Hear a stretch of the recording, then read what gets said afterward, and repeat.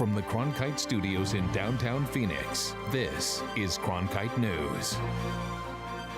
Tragedy in Texas. A mass shooting in a house of worship left more than 24 dead. How religious communities are responding in Arizona. Plus, cutting taxes. Arizona Governor Doug Ducey is pushing for a lower tax rate for small businesses. And honoring our nation's heroes, we take a look at the history and legacy of Pat Tillman on what would have been his 41st birthday. Cronkite News starts now. Good evening and welcome to Cronkite News on Arizona PBS. I'm Sydney Eisenberg. And I'm Victoria Mendoza. Thank you for joining us. We're learning more tonight about the tragedy in Texas that left 26 people dead after a shooting at a church. Police are now saying up to 14 of those killed were children. The shooting happened during a church service Sunday morning in Sutherland Springs, about 30 miles southeast of San Antonio. The shooter, 26-year-old Devin Patrick Kelly, was a former U.S. Air Force member. He was court-martialed in 2012 for assault on his then wife and their child. Kelly was then discharged for bad conduct in 2014. At the time of the shooting, Kelly had at least 3 guns, but no license to carry them. Investigators say he had threatened his former in-laws, who were members at First Baptist Church, but not at yesterday's services. Today, we heard from the wife of the church's pastor who lost their 14-year-old daughter in the shooting. Our church was not comprised of members or parishioners. We were a very close family. We ate together, we laughed together, we cried together, and we worshiped together. Now most of our church family is gone. Victims ranged in age from 18 months old to 77 years old. The impact of that shooting is reaching far beyond that Texas town. Cronkite News reporter Fortessa Latifi joins us now with how religious communities here in Arizona are reacting. I visited 2 churches and a mosque in Phoenix today, and the consensus was that tragedies like the one in Texas aren't going to keep people from their chosen place of worship. The religious community is leaning on prayer and each other to get through this tough time. There are brothers and sisters that are just a couple states away, and the church was a small church like ours. At churches across the country in the wake of the Texas shooting, people are wondering whether security measures should be increased in places of worship. Pastor Ricky Olds of Mercy Hill Christian Church in downtown Phoenix says that for now, nothing is going to change in terms of increasing or modifying safety and security procedures. Right now, there are really none that we are thinking of, but we certainly will be praying and considering just how we can keep our people even safer. Marguerite Nasser attends Mercy Hill and says her faith keeps her from being worried about tragedies like the one we saw in Texas yesterday. I don't have to worry about what's coming next because I know that God is still going to work and be good in the midst of all of these broken parts. As the story of what happened in Texas develops, the conversation once again has shifted focus to gun control. Reverend Rosemary Anderson of the Tempe First United Methodist Church supports tighter regulations. I believe that actively looking for legislation changes is part of a Christian's duty. On the other hand, Pastor Olds says more gun control isn't the answer when it comes to this kind of mass shooting. I believe in the right to bear arms, and I am thankful for the safety that comes from that with lawful citizens taking that place. Reverend Anderson told me the church is holding a meeting tomorrow to discuss whether changes in safety protocol are necessary. I also spoke with members of the Tempe Islamic Community Center. They have received threats of violence themselves and said that they were praying for those affected in Texas. Fortessa Latifi, Cronkite News. Arizona's Senator Jeff Flake is responding to questions about keeping firearms away from mentally unfit people. I've introduced legislation to have better information sharing between agencies on mental health issues, that we can improve the background check system in that way easily, I think, with legislation. A small group of protesters rallied outside of congressional offices today, calling for swifter action on gun control. Cronkite News reporter Bailey Vogt has the story from our Washington bureau. Reactions to the Texas shooting were quiet and sparse today on Capitol Hill, and the co-founder of Gays Against Guns told me that this is an epidemic that we need to address. Gun violence is something that we have a tendency to accept. and we're trying to disrupt that acceptance. Kevin Herzog was one of the organizers of today's demonstration. Protesters rallied at congressional offices and then staged a die-in in the Hart Senate office building. Herzog said that Gays Against Guns was founded after the Pulse nightclub shooting in Orlando in summer 2016. We felt galvanized by that shooting, and we felt it very personally in the LGBTQ community because this person went into a gay bar on a Saturday night, which is, it may sound silly, but sort of a sacred space for us. That assault on the LGBTQ community is what Herzog says drives the organization to make a difference. Every time there's another mass shooting, we remember that feeling of being attacked, and we respond to it. As evidence of how often those shootings occur, he said today's protest was planned before Sunday's attack in Sutherland Springs, Texas. I think it really speaks to the fact that these mass shootings are epidemic. Reporting from Capitol Hill, Bailey Vogt, Cronkite News. Arizona Congressman David Schweikert is part of a House committee getting to work on the largest tax reform push in over 3 decades. Schweikert and the rest of the House Ways and Means Committee are now tasked with working through the GOP proposal. It would cut corporate and individual tax rates and eliminate some deductions. But Democrats are calling it the same old tried and failed formula of trickle-down economics. Governor Doug Ducey joined small business owners, tax cut advocates, and even some protesters outside the state capitol to fight for lower taxes for small businesses. Tax Cuts Now and Job Creators Network hosted the event, saying cutting taxes will increase jobs and wages while expanding the economy. But the protesters' response? The rich don't need any more tax cuts, and Trump's tax plan is a bust. Governor Ducey's message: it's time for Congress to act on tax reform now. What we need right now are pro-growth, pro-job creation tax reforms so that the small business owners of Arizona can create new jobs, give their employees a raise, and expand their business. President Donald Trump says his current proposed tax plan would cut taxes 40% for small business owners. New numbers on the opioid crisis in our state were released by the Arizona Department of Health Services. The report shows there were just under 4,000 possible opioid overdoses from June 15th to November 2nd of this year. Nearly 60% of the overdose cases were men, and about 14% of the cases were fatal. Today, police arrested Amanda Doyle, the claimed leader of an Arizona opioid drug ring. A warrant for her arrest was issued 1 week ago for 29-year-old woman and for her accomplice, 25-year-old Gavin Roble. Doyle was accused of running the ring out of Bullhead City, where she created fake electronic prescriptions for patients. Doyle had dyed her hair in an attempt to hide from the authorities. Cronkite News is dedicated to covering the opioid crisis. Our documentary, Hooked RX, From Prescription to Addiction, highlights the problem of painkillers in Arizona. Find resources for getting help online at hookedrx.org. Senator John McCain was hospitalized over the weekend for another medical issue, according to a statement released by his office. He was treated for a minor tear in his right Achilles tendon, putting him in a walking boot, which he tweeted he hates, until it's fully healed. While at the hospital, he also got treatment for other normal and non-life-threatening side effects of cancer therapy. McCain has already returned to work in the Senate. Cronkite News wants to make a correction to a story we brought to you last Thursday. The story was about the Arizona Trucker Association offering training for its drivers to combat terrorism. Our reporter on the scene of the Cityscape ice rink construction said that Cityscape had created street barriers in response to the New York City bike path attack last week. In fact, Cityscape has taken these steps every year to protect the safety of its attendees and pedestrians in the area. There are no terror threats to Cityscape.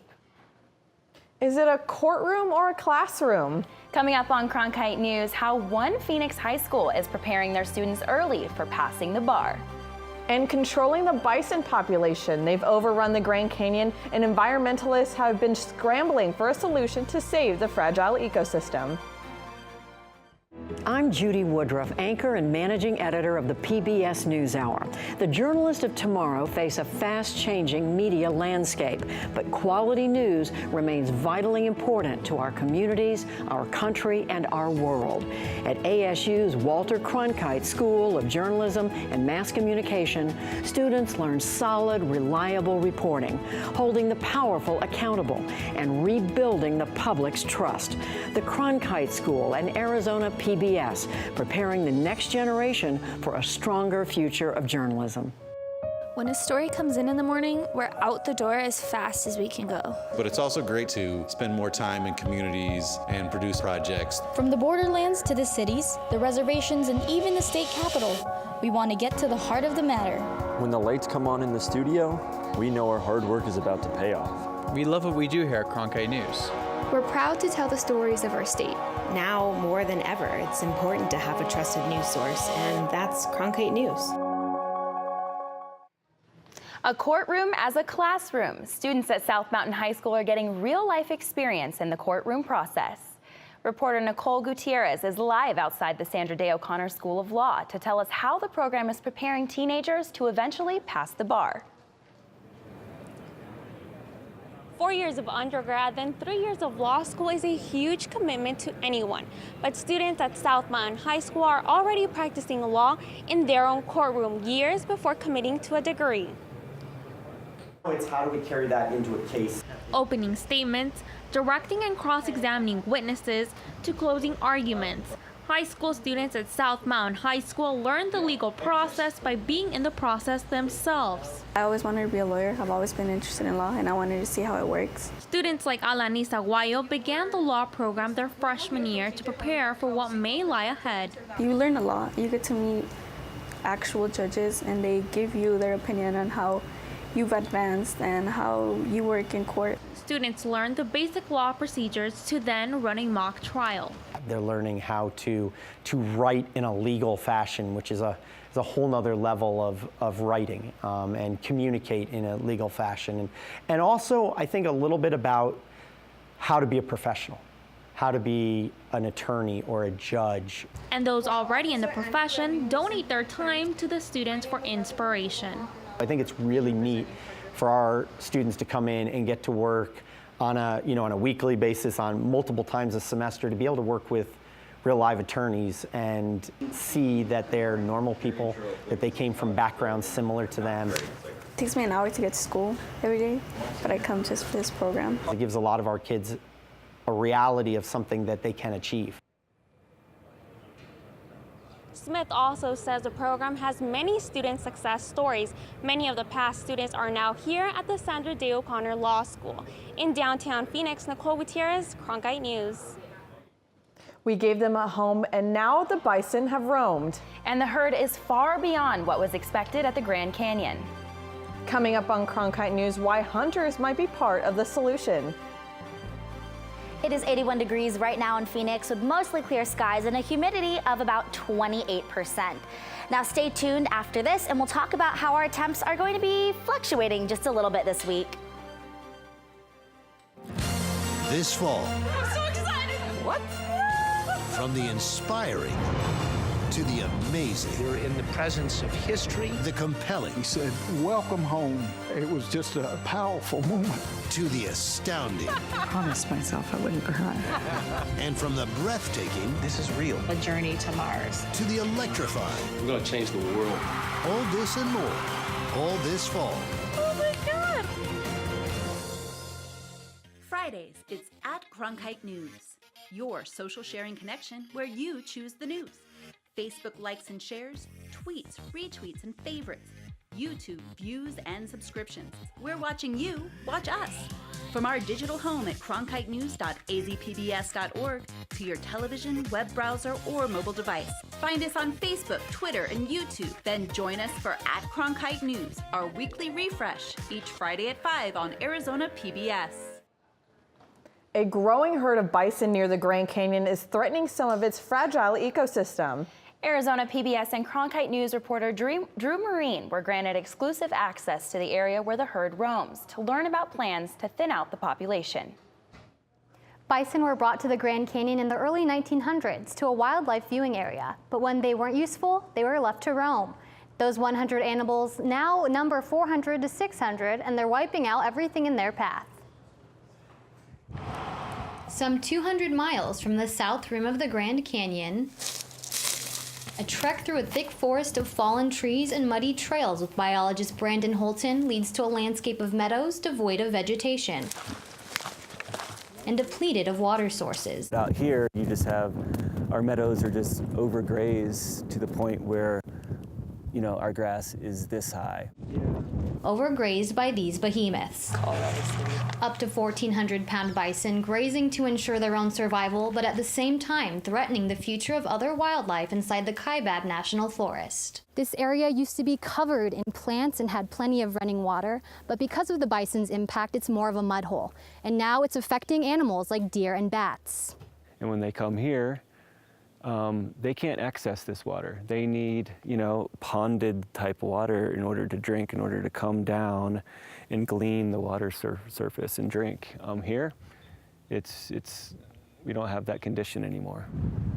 So the National Park Service is planning to recruit gun-toting volunteers to help cull the herd from about 600 to 200, rather than watch the number of bison triple in size over the next 10 years. I'm a little bit upset that there was this decision to only plan for the shorter term. Conservationists are disheartened that hunting is the first option being deployed. I would hate to see the Kaibab National Forest and Grand Canyon National Park turned into a game farm for this species. Gitlin, like many others against the culling, insists there are other solutions. The park is capable of getting these animals rounded up and getting them contained and transported in a humane manner. And I would like to see that be the primary mechanism of moving these animals. That's sort of a struggle that the National Park Service has, I would say, is how best to manage all resources within the park. One resource being the bison, one resource being water, one resource being vegetation. While the culling hasn't happened quite yet, the federal government is hoping to reduce the number of bison as soon as possible and see some positive results in the park. Right now we're focusing on the short term, but we will continue to look long term as well as we study what happens with this initial herd reduction. In the meantime, these bison will continue to leave their mark on the area. Yeah, we just picked up the bison trail right through here and then got to this point and spooked a small herd right through the woods here. This herd can call the North Rim their home for now, roaming the forests and meadows until the end of the year. The Park Service is considering whether some of the bison will be captured and moved to other parks or Indian communities that agree to take them. But the reduction program is expected to start early next year. Drew Marine, Cronkite News. Such beautiful scenery up north and quickly falling temperatures. Christiana Fadul is here tracking our weather across the state. This cloud cover is finally helping it feel like fall. So let's take a look at our temperatures right now. Right now in Phoenix, it is 81 degrees outside, partly cloudy with a humidity of 25%. Now looking at Arizona as a whole, we are seeing those colder temperatures up north like normal with 54 degrees in the Grand Canyon, but a little warmer down here in the south with 81 in Yuma. Now, looking closer to home, we are seeing our temps in the 70s to 80s around. So in Goodyear, it's 79, and then in Mesa, 78. Now, over the next couple of hours, of course, as the sun sets, so will our temperature. Then in Surprise, it'll be 66, and 66 also in Maricopa. Now, looking at the rest of our week, we are going to see our temperatures kind of maintain in the 80s. And then as we move throughout the weekend, we're going to see a drop just a bit on Saturday with 82, and then all the way through to Monday with 85 and a low of 61 degrees. For Cronkite Weather, I'm Christiana Fadul. Today would have been Pat Tillman's 41st birthday. Still ahead on Cronkite News, we take a look at his life and legacy.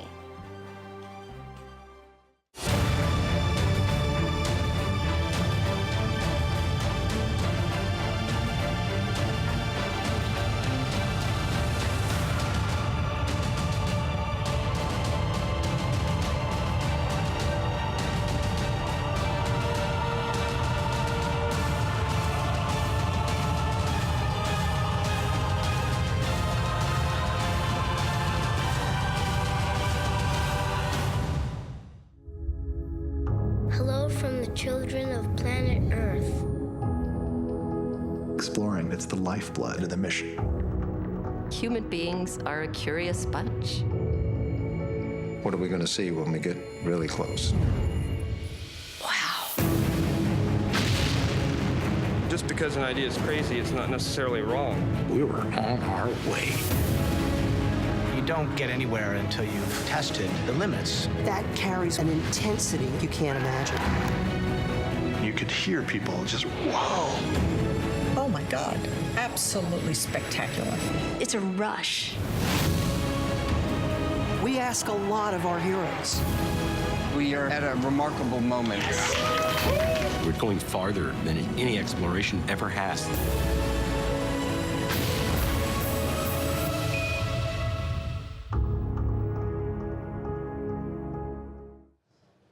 Today, Pat Tillman would have turned 41 years old. The football icon turned serviceman leaves a strong legacy after dying in Afghanistan 13 years ago. Reporter Ryan Curry checked in with some of the people who knew Pat Tillman best.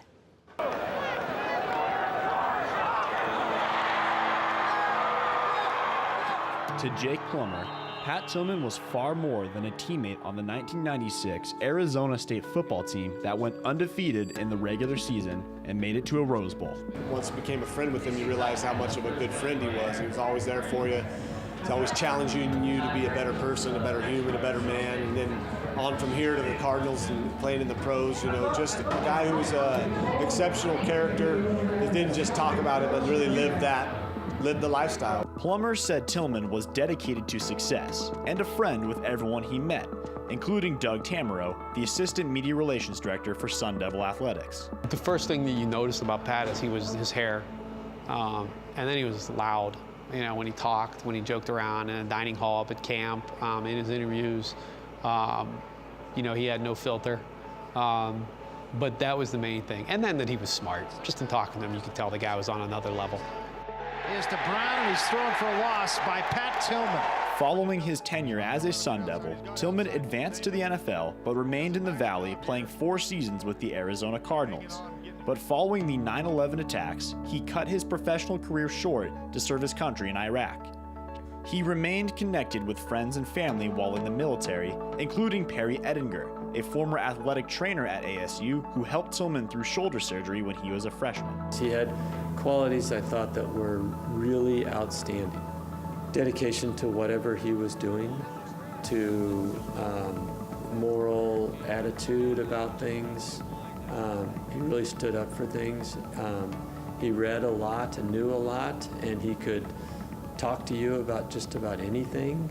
And he wanted to be really good, you know, and so you just really felt he would be. He checked on me prior to his last employment. That's the kind of friend he was. I should have been checking on him, but he was calling me to see how I was doing. So that says a lot about the guy, and I'm just one of many, many people who've been influenced that way by his friendship. Although Pat Tillman died in 2004, he is still the most popular person here at Sun Devil Stadium. His number 42 is on nearly every wall, and fans still wear the number 42 jersey on game day.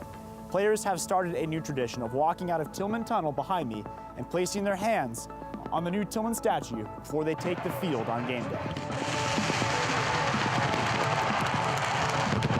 You know him, I think he'd be a little upset that there's a statue of him because he didn't like a lot of the accolades. He loved to be cheered and encouraged and feel that energy, but you know, I don't know if he would really love all the attention he's getting, but hey, what better person to focus on and tell your children about if you want to talk about what he did between the time he was born and the time he left us. You know, the guy accomplished a whole lot of stuff. Who would like a statue of himself? Not too many. Pat, I know, would appreciate and understand all the good that's come out of this 14 years later. You don't think of Arizona State without thinking of Pat Tillman. You know, you don't think of 42 and not think of Pat Tillman. And that was kind of the goal when we started, is we just didn't want people to ever forget all that he meant to us, because before he was USA, he was ASU. Following Tillman's death in 2004, the Pat Tillman Foundation approached Tamero and Ettinger, asking them to help think of ways to honor their friend. They planned a 4.2-mile run in memory of his number 42 that was only projected to get 800 participants. Now the event maxes out at 28,000 runners. It's the power of Pat. I mean, you really have to think about this. How many people, if the starting point is when you pass away, how many people have made the impact that Pat Tillman has made?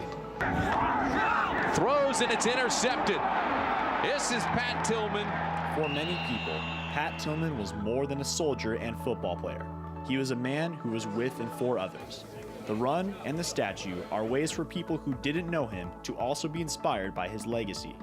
On the back of the statue, there's a plaque that reads, "May Pat Tillman's courage, both on the field and while serving his country, be an inspiration to all." I'm always thankful and I feel blessed that I got to know Pat Tillman.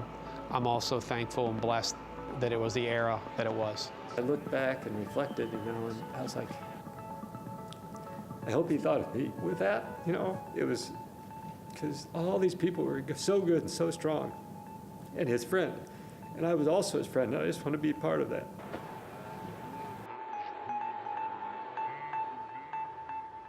Cronkite News is proud to be the news division of Arizona PBS. Here's what's coming up on Arizona Horizon and PBS NewsHour.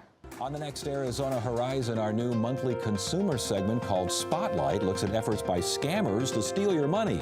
And a futurist talks about the workplace of tomorrow. That's the next Arizona Horizon. I'm Judy Woodruff on the next NewsHour. President Trump's trip across 5 Asian countries in 12 days. That's Monday on the PBS NewsHour.